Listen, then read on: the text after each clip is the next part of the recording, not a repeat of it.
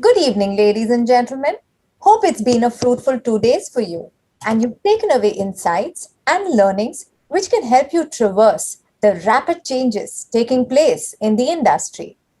MMA has always been at the forefront of enabling and empowering the industry with modern marketing capabilities and growth frameworks. With the pandemic accelerating the adoption of online channels for commerce, it was imperative that MMA takes the lead in better understanding the evolving digital commerce ecosystem and provides resources, information, and principles which can help organizations make better investments. With that in mind, MMA formed the E-commerce Council to accelerate e-commerce practices under the AMP umbrella, which as a community focuses on accelerating modern marketing practices. I am extremely excited and happy to announce the Council's first initiative where we unveil an industry playbook called Modern Marketeer's Guide to Connected Consumer Journeys. This would not have been possible without support from our council members. And of course, some of the members amongst our council who have worked tirelessly need a special mention.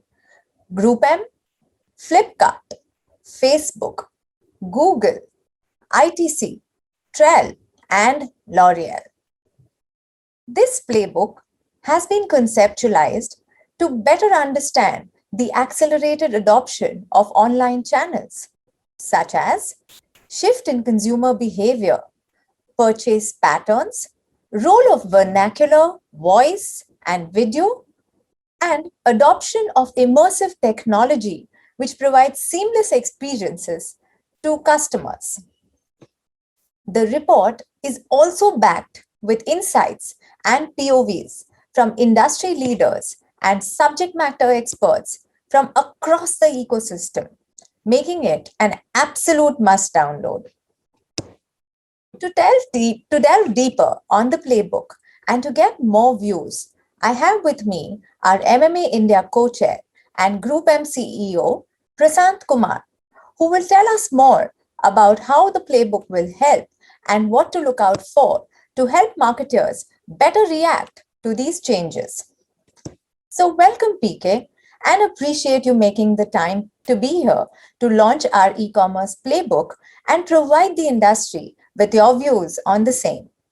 I do remember it was your vision as MMA co chair that brought the e commerce narrative to life, ensuring MMA takes the lead to build thought leadership and evangelism in the new and emerging category.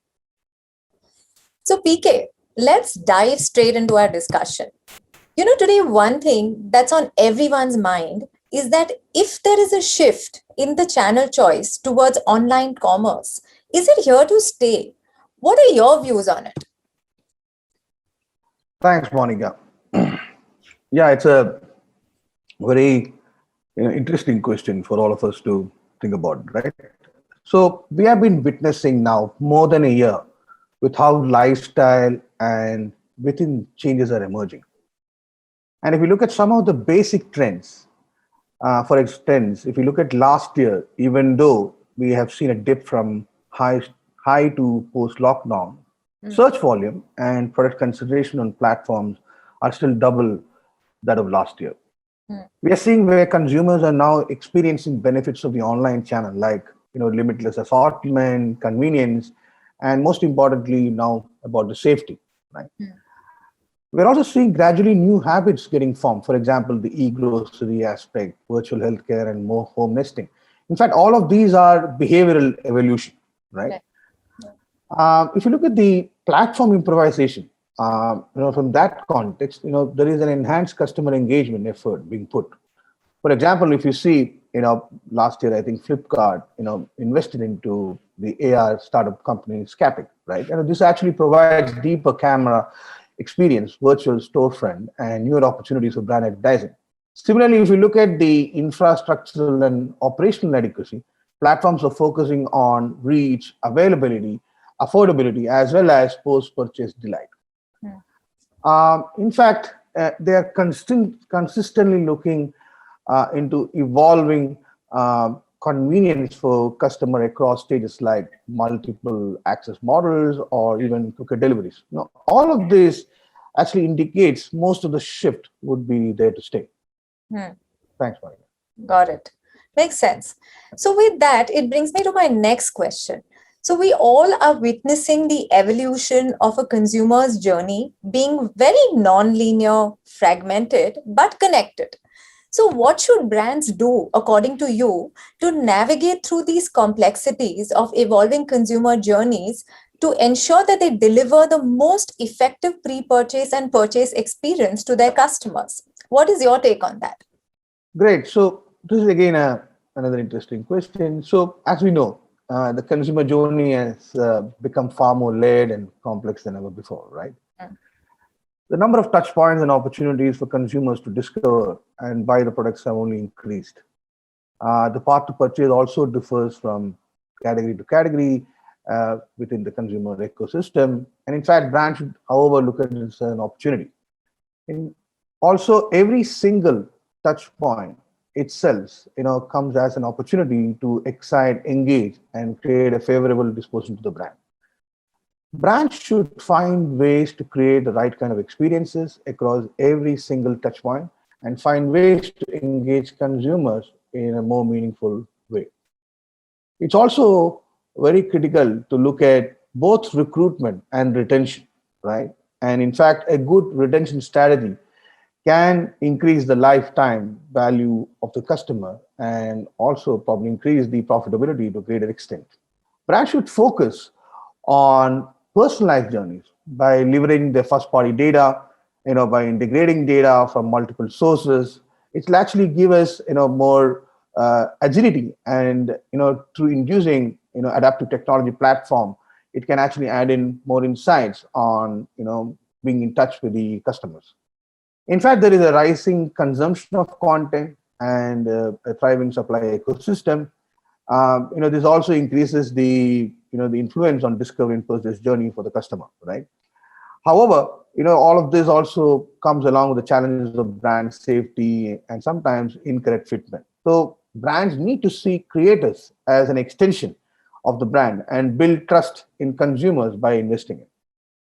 As we see, digital now plays a role in the bulk of these journeys, with a number of consumers banking on online resources to make information search easy.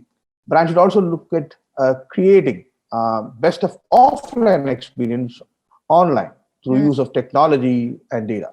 In fact, it is a process of evolution, and each brand should find their own sauce which works for them. And analytics and data will play a very critical role in this. So that's it. Over Correct. to you.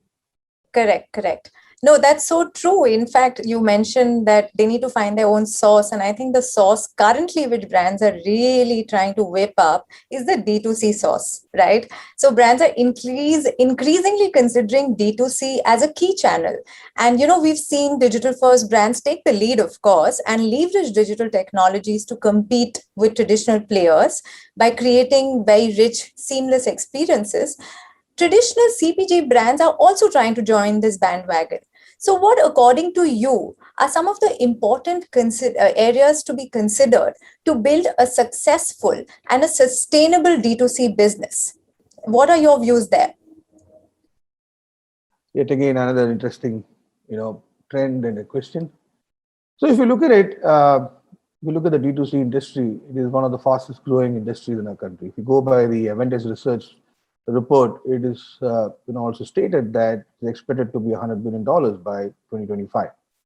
In fact, some of the D2C brands have been, really doing well. In fact, they have seen some phenomenal growth in the last 3 years. Studies also show that time taken for D2C brands to hit close to 100 crores is just about 3 years, while some of the other legacy brands may take even 7 or even 10 years, right?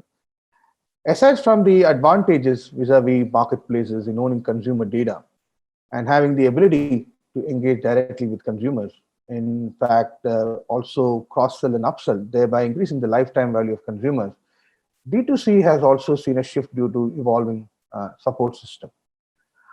Now, with the D2C or a hybrid model, brands can get an exciting opportunity to drive content, conversational commerce, and demonstrate specific and personalized brand experiences, and also service to their customers. We should also look at understanding the fact that pricing and flawless logistic strategies are critical. And while they are important, it's also important to look at how we carefully evaluate the scaling part, the profitability part, and the viability on D2C platforms. Lastly, D2C channels must coexist with other channels rather than compete with them. In fact, you can also look at from the context of there are two mantras which are coming paramount, which is staying relevant, that is innovative value proposition, and providing novel customer experiences. There are as we also know that there are many legacy brands which are also trying to do D2C platforms for themselves. There are also fundamental differences that we may want to note. For example, one of it is that legacy brands see the funnel top down sometimes, and D2C brands sometimes see it bottom down, right? So there is a probable difference in the way how they look at it. In fact, we are also seeing in some of the cases where many of the D2C brands actually are probably looking at the valuation game, whereas legacy brands may be looking at driving the profitability, right? And if you also look at from an agility perspective, maybe D2C brands are probably more agile, is something which we notice and observe. And that is something which legacy brands can learn from. So going D2C is great, but it's also important to look at the merit to see how culturally and thinking can be altered to make it for far more agile and look into multiple aspects as I was just sharing with you. That's it, Monica. Over to you. Interesting, very interesting. And I think that's so well put. And that's actually a very rich point of view for those listening in to take away, most definitely, because everyone's trying to speculate the space of D2C and trying to join the bandwagon there. So that brings me to, of course, the enablers to e-commerce and the massive role they play there, right? So we've seen a lot of immersive technology like AR, VR being used for for a lot of e-commerce engagement and customer experiences. We've also seen voice, vernacular, and video play a bigger and bigger role in online commerce, and it has definitely enabled a lot more top-end conversion or upper-end funnel closure. So what kind of a role do you think these kind of solutions are playing in addressing the inherent challenge of online commerce? And how do you think it is going to stack up going forward? Thanks for that question, Monica. It is, of course, we are seeing increasing examples of brands and e-commerce platforms using immersive technologies. In fact, organizations are increasingly relying on AR not only to build a similar experience to offline, but to transcend it through preview placement, different virtual try-ons, and interactive user manuals. Right.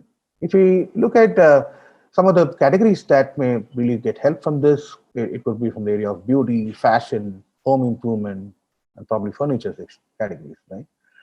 On the platform side, we have also seen retailers such as Amazon, Nike, Sephora, IKEA adopting AR to improve shopping experiences. And we're also witnessing brands trying multiple tools. As we saw some of the brands driving consumer engagement and conversion with AR tools like virtual try-ons, skin diagnostics, and so on.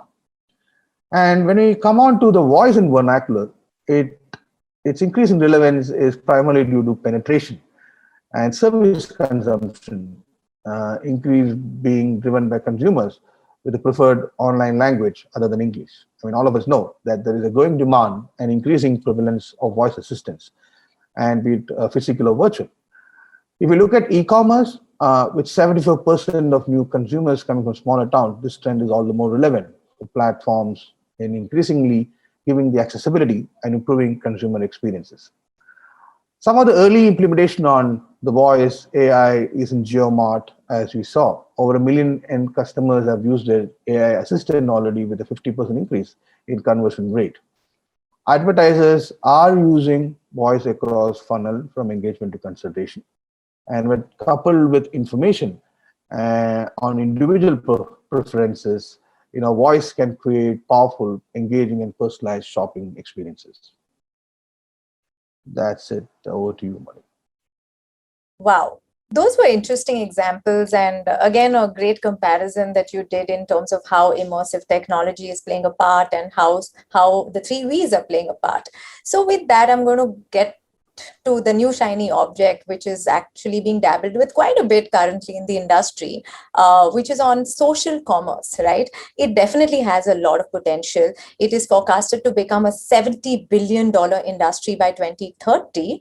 What do you think is the kind of impact it is likely to have, especially keeping in mind the influencer led discovery commerce, which we are now beginning to hear and see a lot of, right? So, what, according to you, is going to be the impact of it? Yeah, thanks, Monica. Um, so let's discuss the possible impact in three major parts of the ecosystem. Firstly, for brands, the main challenge even today is customer acquisition. By communicating with their potential customers through regional content creators, vernacular videos, shoppable content, many brands, maybe even more than 3,000 brands will be able to reach previously untouched markets, right? Secondly, if you look at creators, a substantial portion of Indian youth aspire to become digital content creators, as we know. Being a heterogeneous country, marketplace will allow content creators to make content in their own regional language. This will further democratize the creator ecosystem and the economy, and which should open up loads of opportunities. Lastly, if we look at consumers, India is estimated to have over 250 million shoppers by end of 22. And since social commerce is now a reality, consumers have the ability to make informed choices with no language barriers holding them back.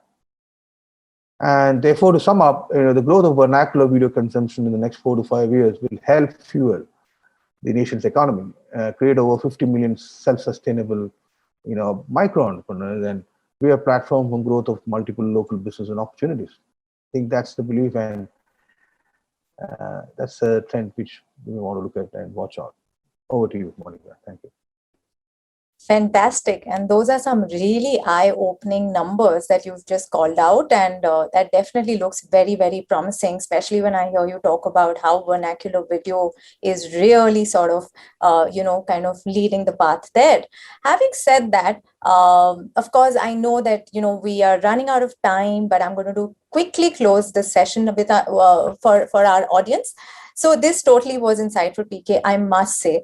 And in this current wave of uncertainty and ambiguity, it is becoming very critical that marketers understand these changes and invest into solutions in terms of technology and approaches to ensure that they are ahead of time, right?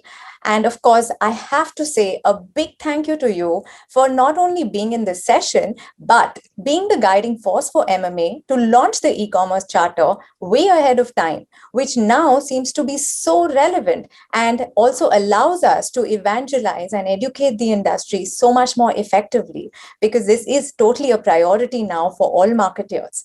And it is here to stay, right? I also do want to definitely thank your team. Group M has been working very closely with MMA to bring this narrative to life and to bring this playbook to the industry.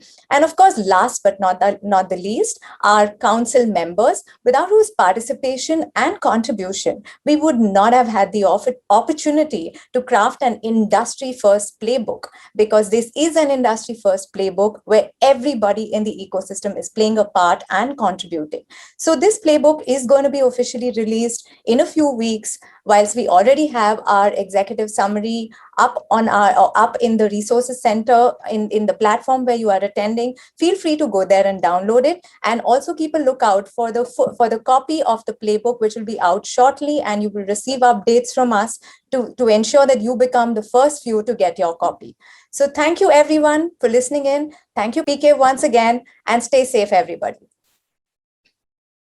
Thank you, Monica. Thank you. Take care.